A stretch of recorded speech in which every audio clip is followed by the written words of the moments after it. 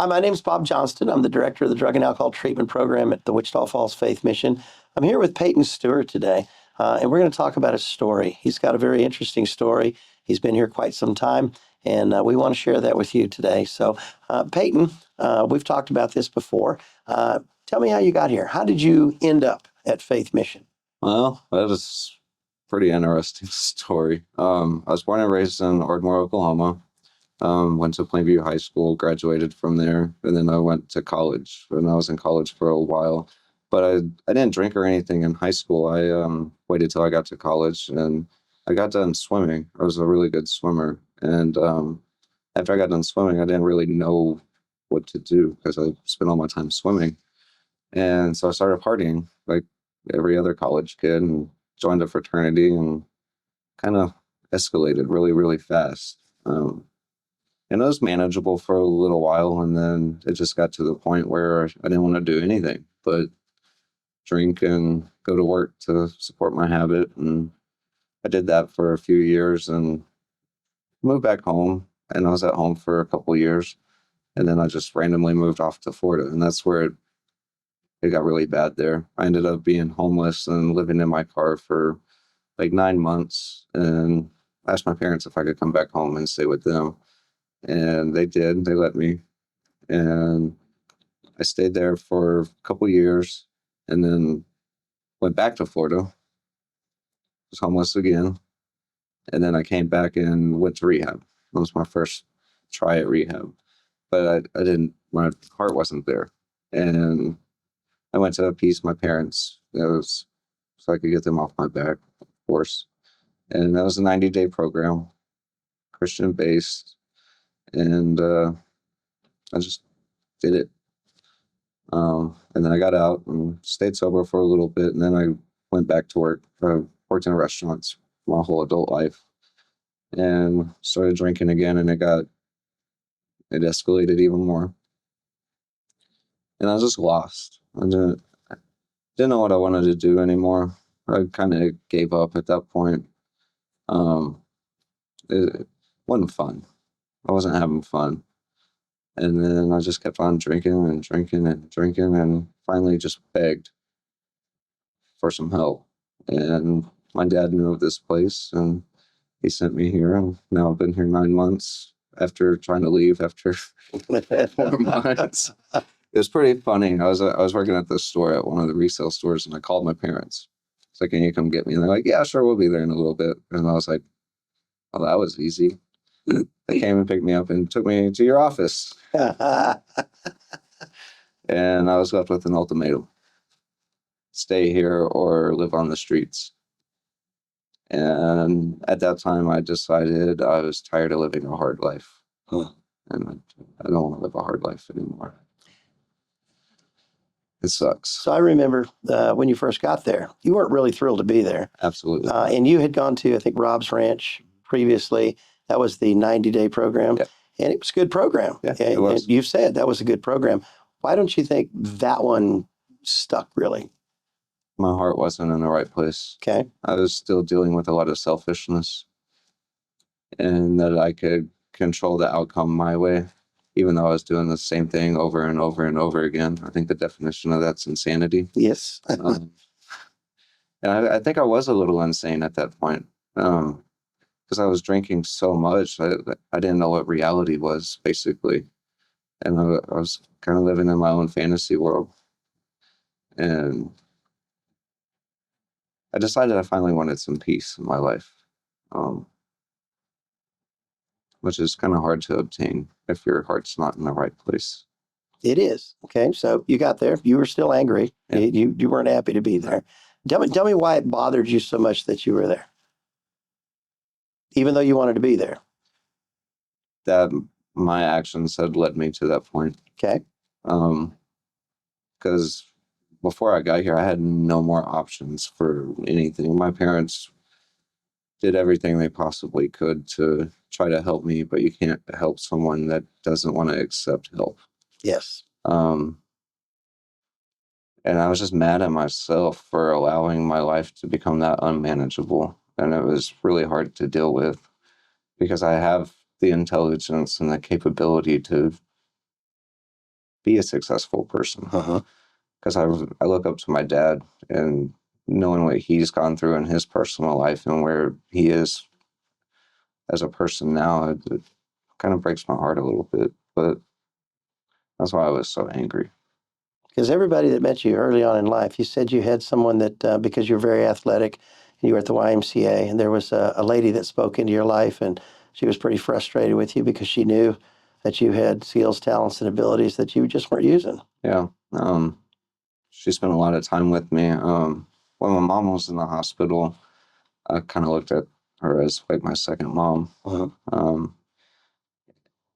She tried so hard to get me to where I wanted to be because she knew I could do it. And I put in the work. It just wasn't handed to me. I put that work in, and she could see that I was capable of more and more and more each year that passed. And then when I started doing the things I was doing, it broke her heart, along with a number of other people. And she didn't talk to me, and it hurt me because her opinion really matters to me. Have the two of you ever reconciled? You ever Yeah. talked to her since then? Yeah. And it's good. Good now. It's good. And I think it'll be better. It will. I think it'll be better. So about 4 months, called Dad, said, come get me, come pick me up. Up until that point, you really were not happy being there. You hadn't really committed to the process. And at that point, I saw it's like you turned a switch.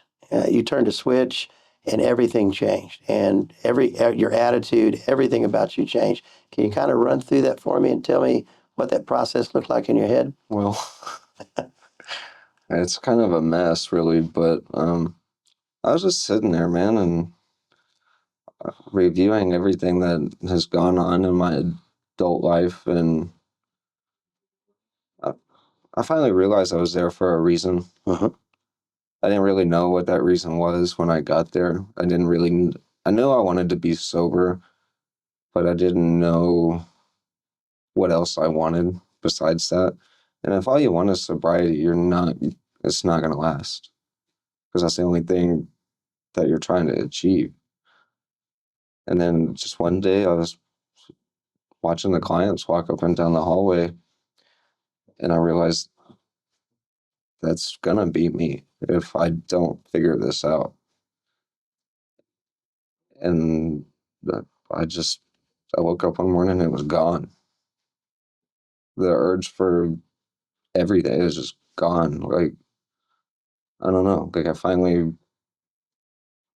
something just, it just went away. I don't really know how to describe it. And I felt at peace. And then a couple months went by, and I started getting back to how I felt when I first got there. And Todd came and talked to me.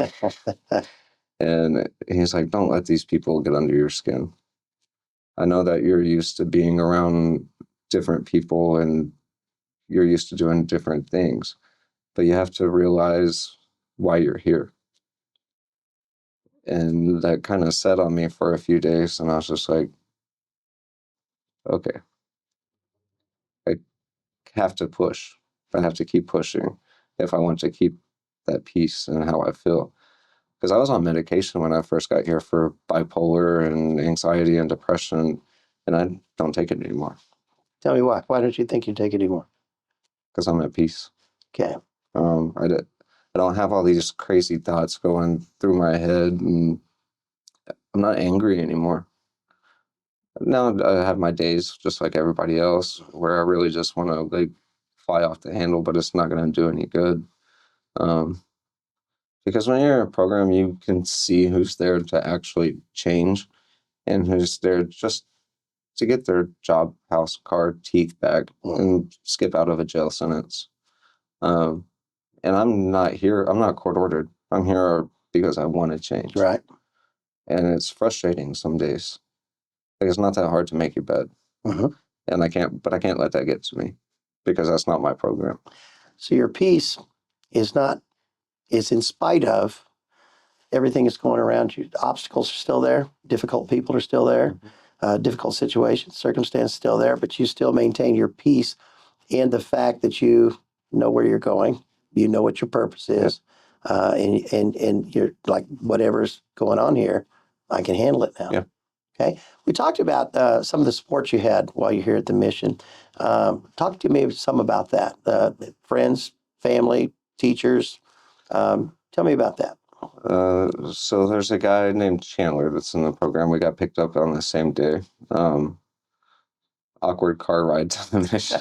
We pulled up and I was like, where am I?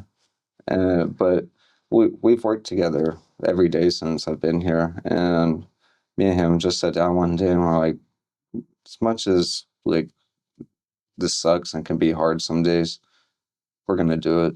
We don't have any other choice because we both want to change. And we just stick together and we can confide in each other. And I've never allowed that in my life before. Never really opened up to anybody to talk. I've never even thought about doing something like this. So that's a That's a big step for you right in there. itself right there. Just get me open up and talk like this. But and then the staff, the difference between here and Rob's Ranch is the love and compassion that y'all show each day. And I know some y'all don't have to. You don't have to, but that's the way y'all choose to live your life.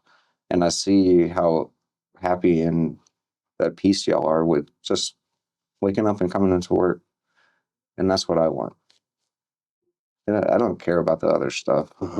That comes with being happy and being okay with where you're at. Contentment. Okay. Let's talk about staff for a minute. I know that you came in, you were declared atheist when you walked in the door, and this is a faith-based program. So I immediately thought, wow, this is going to be a challenge. So we have a lot of different people that teach Bible classes, and we go to Bible classes 4 hours a day, 5 days a week. We've got Presbyterians, we've got Baptists, we've got Pentecostals, we've got Catholics. We've got all kinds of different teachers. Did you find that confusing? Did you find that helpful? What did you think about all that? At first, it was really confusing because I didn't know anything about the Bible. And I'm like, all these people are teaching the same thing, but it's different. How can it be so different but the same? But then as you stay here and you actually listen, it's not different. Well, it is, but it's not. But it gives you an idea of how you want to go with your walk in Christ, if that's what you choose to do. But it puts it into a point where you can understand it how you want to. Like Steve Sewald, he's helped me a lot. Presbyterian. He's a Presbyterian. He doesn't leave out logic, and you don't either. But him, I don't know. Me and him just get along real. I don't know. We like to jab at each other, but I don't know. It just leaves it to a point where you can pick it out and decide what you want for yourself. And you have to understand what that book is saying, though. You can't just open it up and read it and be like, okay, I read it. You have to apply it. And that's what I've come to understand. You can learn anything you want about life in that book if you choose to accept it and want to live that way. And you said something to me earlier, which really struck me. Application. And so if there was no heaven on the other side, if you said, look, I choose not to believe that, you still said, I'd still follow the book. Why? Because I have to. I lived a certain way for a long time and it didn't get me anywhere. So at this point, why not follow what's in that book and live a correct and justifiable life? I just don't see why I wouldn't do that. Nothing else worked. Nothing else worked. Nothing else worked. And those rules are in there for a reason, or guidelines, I should say. They're in there for a reason. It hadn't been around for thousands of years if it didn't help you live a decent life. Absolutely. Now, speaking of living a decent life, you've got involved in a church since you've been here. You go to Evangel Temple. You said you really like the teaching over there. You like the fellowship and the camaraderie. Future plans going forward. Again, like I said, when you first got here, you said, man, I'm an atheist. I'm not buying this stuff. Yet, future plans going forward, you said, I really feel like I need to be involved in a church, be part of a church. Tell me why you think that way now. I need to be around a positive environment. Working in restaurants for so long, it kind of changes you and your viewpoints on how you see life because you deal with people every single day. Uh-huh. Most of the time, they're not very nice. So you become kind of a jaded person and your viewpoint on others gets changed. But I don't want to be that person. I am a kind person and I'm a pretty positive person. I just have a very direct way of You are direct. I'll give you that. portraying it, but I need the positivity. Mhm. And the people in the church want to see you do well, just like they want to see everybody else do well. And that's what I need. Just a little reinforcement never hurt anybody. Right? Churches are there. They're hospitals for broken people. They surely are.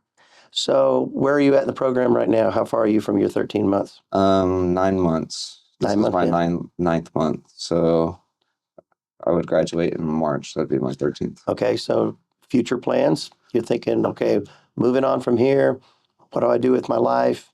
Where am I going? What's my next step? I would like to stay in Wichita Falls and go to the transition house. Why don't you want to go back to Ardmore? It's a terrible place. It's terrible. There's nothing there.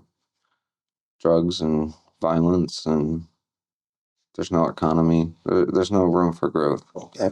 Um, and I've always wanted to leave that place anyways. And then over the years, I've always just found myself back there because I can get away and do whatever I want. And I don't need that. Right. I need to be in a place where I can be held accountable and be around people that know why I'm here, if that makes sense. It does. You talked about transition house. We have a transitional living house. You pay $200 a month rent to live there. That covers your rent and utilities so that you can save up money. You said something about staying there for a while, and then what after that? I want to get a job with Amazon or UPS, Okay. driving a truck, and they pay well, and insurance benefits, but they also help you go back to school. You've been to school. Yeah, How much school do you have? a lot. How close are you to finishing school? Probably a semester or two left. I have like 150 something credit hours. Okay. But I changed majors a few times. But history major is what I have most of my credits in. I wanted to be a lawyer. But now I think I would just be a coach. Okay. So finish college, work for Amazon till you finish college, get a job as a coach, Yeah. and influence other people. Yeah. Speak into young lives. Yeah. What advice would you give a young man right now if he came to you and said, look, man, I don't want to do what they want me to do. I want to do what I want to do. I'm mad at the world. What would you tell him? That's a tough question. Tell him what his heart says. You don't have to fit in. That's what happened to me. I tried to fit in. Uh-huh. I wanted justification from other people, even though I didn't need it. Do what you want. If you want to be in band and play the trombone, do it. Don't worry about fitting in with the world. All it's going to do is break you down. That's all it's going to do. You do whatever makes you happy, and that's the key. Put the work in, be happy, and don't worry about what other people are going to say. So one of the things we teach is find God's purpose for your life, follow your dream. So you pretty much feel like, well, I think I found my purpose, and now I can follow my dream. Yeah. Okay. Got anything else you'd like to say? I'm just very thankful from the bottom of my heart. And we're glad to see you doing so well, brother. Thank you. I think you've got a great future ahead of you. Thank you. Thanks for talking to me.